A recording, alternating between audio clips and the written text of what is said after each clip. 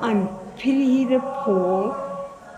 In my father's excitement, I suppose, I hope, he forgot to register me. And so I was just a female child on the records. And it wasn't until I went to get a passport that I realised, oh, I'm a nobody. So I could have chosen any name, but I went back to my church records and it was Pirihira.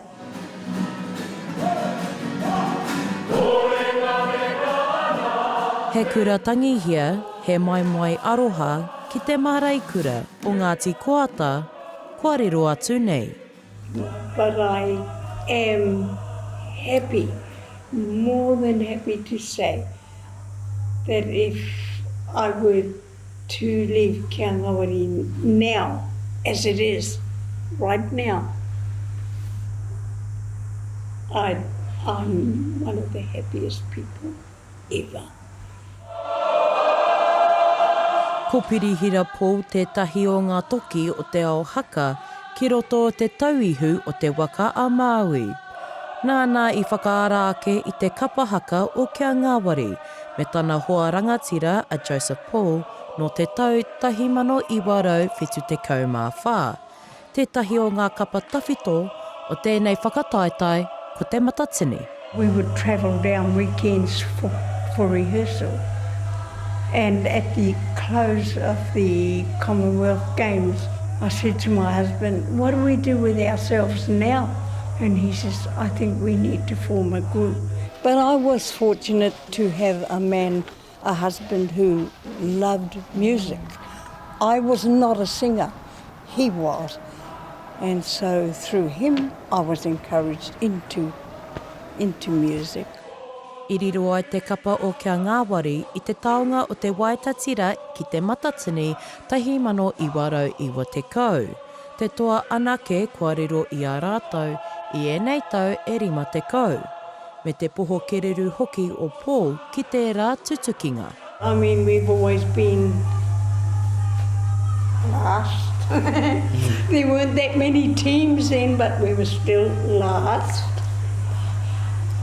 And it's okay. Somebody has to come last. We were happy just to be participants. But when we began, there were 5 other teams here active in Nelson, and it took us 4 years to make it to the Matatini stage.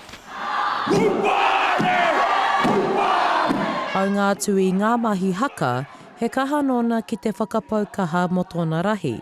Pēnei i te whakarauora i te reo Māori ki te whare wānanga o Te Tauihu, me ōna mahi mo tōna iwi o Ngāti Koata.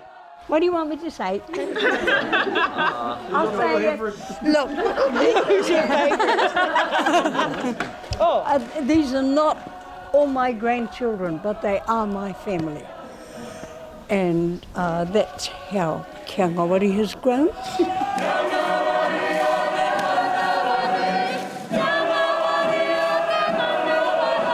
For the future, from where I sit now, what a beautiful future. Kei te ruruhi o Ngāti Koata, kei te reo whakarauora i te ao Haka ki Te Tauihu. E moi, oki maira. Shakayla Andrews Alapaki, Tahu News.